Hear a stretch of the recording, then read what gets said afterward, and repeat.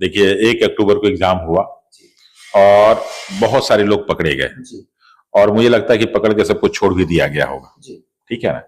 और उसके लगभग लगभग अक्टूबर, नवंबर, दिसंबर, जनवरी, फरवरी, मार्च, अप्रैल लगभग 5-6 महीने हो गए और 5-6 महीने बाद आप जो है सिंघल साहब को लेके जाते हैं और उनसे पूछताछ करते हैं। मुझे लगता है कि अगर पूछताछ करना था, वास्तव में उसको सही दिशा में लेके जाना था तो उसी में समय लेके जाना था, 1 महीने 1.5 महीने बाद। इस समय दिखाने के लिए इस तरह का दिखावा, मुझे लगता है कि इससे बहुत ज्यादा कुछ फर्क पड़ने वाला है नहीं। और सबसे बड़ी चीज क्या है कि जब तक, जैसे क्या है ना कि सर बड़े अधिकारी हैं तो उस समय कैसे पूछताछ हो जाती है? जब तक कोई क्लू नहीं मिलता कि उनकी संलिप्तता है तब तक कैसे पूछताछ होती है? देखिए पूछताछ उनको, अभी देखिए पूछताछ का मतलब नहीं होता कि व्यक्ति अपराधी है। अगर मान लीजिए किसी को पूछताछ के लिए बुलाया गया, इसका मतलब कहीं भी नहीं होता कि वो अपराधी होता है। उससे जो है, जो भी संस्थाएं वो पूछना चाहती हैं कि आपने पेपर कैसे कराया, क्यों कराया, उसको अपराधी ठहराने के लिए नहीं बुलाया गया है, उससे सूचना लेने के लिए बुलाया गया है कि जो, हाँ, क्योंकि जो हमने सूचना इकट्ठा किया है, क्या वो सूचना इनकी सूचना से मेल खाता है कि नहीं खाता है। तो ये ना सोचिए कि सिंघल साहब गए पूछने के लिए मतलब कि वो जेल चले जाएंगे।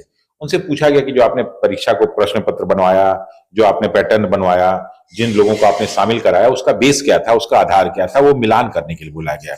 उनको अपराधी ठहराने के लिए नहीं बुलाया गया।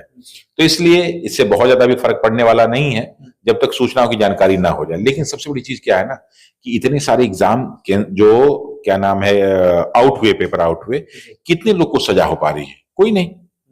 सजा के रूप में अगर आप देखें कि जब भी कोई अपराध करता है और 2-4 लोग को सजा होती तो मन को संतुष्टि बच्चों को मिलती कि चलो अब नहीं होगा।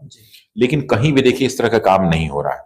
और सबसे बड़ी चीज की कि 2024 से चुनाव हो रहा है, 2025 में यहाँ विधानसभा चुनाव होगा, कोई पार्टी इन लोग के बोलने को तैयार नहीं।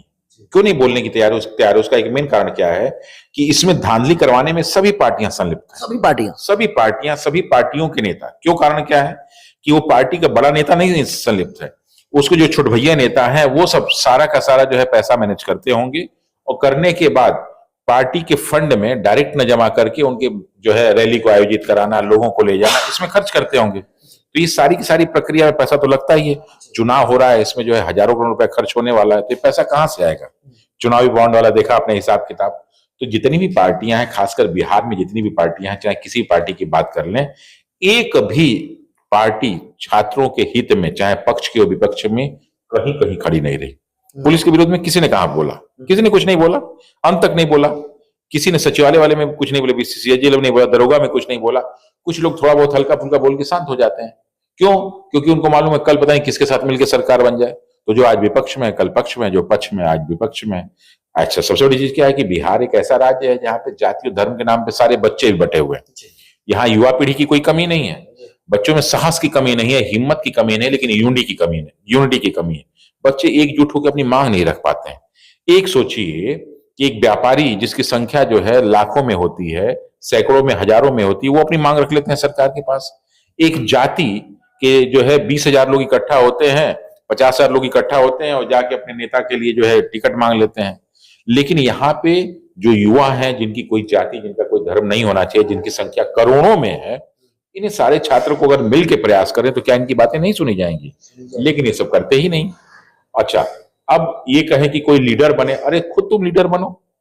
अच्छा, सबसे बड़ी चीज क्या है कि जो युवा नेता है, जिनको ये छात्र लोग युवा नेता समझते हैं, कोई भी युवा नेता नहीं है, बल्कि ये सब नेताओं के युवा बच्चे हैं जिनको युवा नेता कहा जा रहा है। और चूंकि उनकी क्षमता नहीं थी कि एक सरकारी नौकरी भी निकाल लें, चपरासी बनने लायक भी नहीं है, लेकिन उनके लिए नेतागिरी बहुत आसान है, क्योंकि मालूम है कि जाति के नाम, धर्म के नाम पे इनको जिताया जा सकता है। तो उन सारे लोगों को नेता बना के और हम लोग उनको अपना हीरो बना दे रहे हैं। ये हमारा हीरो है, ये हमारा हीरो है, ये हमारा हीरो है। तो वो हीरो है नहीं, जो पढ़ाई नहीं, वो आपके लिए क्या करेगा? तो ये बेवकूफी में हम लोग कर रहे हैं। बहुत सारे छात्र भी इसी में लगे हुए हैं। अगर छात्र एकजुट होकर अपनी बातों को सबके सामने रखें तो निश्चित रूप से इस पर सुनवाई होगी। सर बिहार पुलिस का एग्जाम से तो अभी कुछ अता पता नहीं।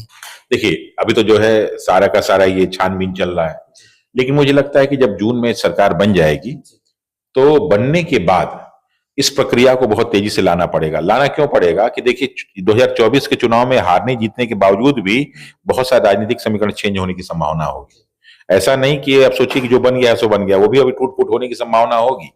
नीतीश कुमार ने जी ने बहुत सारे लोगों के साथ अच्छा किया, बुरा किया, तो बहुत लोग ताक में बैठे होंगे कि हम भी इनको छोड़ेंगे नहीं। अन्य पार्टी के लोग भी हारने जीतने के बाद इधर उधर दौड़ भागी शुरू होगा।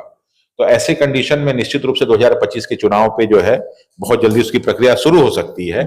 ऐसी कंडीशन मुझे लगता है कि पुलिस की वैकेंसी पे इन लोग को तेजी से कार्रवाई करनी पड़ेगी। तो मुझे लगता है कि अगर एग्जाम की संभावना बनती भी है तो ये एग्जाम की संभावना जो है अगस्त से पहले नहीं बन पाएगी। अगस्त से पढ़ना है। बिल्कुल नहीं बन बच्चों को केवल रिवीजन करना चाहिए। हाँ, बच्चे जो बेचारे पढ़ चुके हैं वो रिवीजन करते रहें, क्योंकि फॉर्म भरवाया गया तो परीक्षा होगा ही, और परीक्षा होगा तो बच्चे सेलेक्ट होंगे ही होंगे, लेकिन आप अपनी पढ़ाई को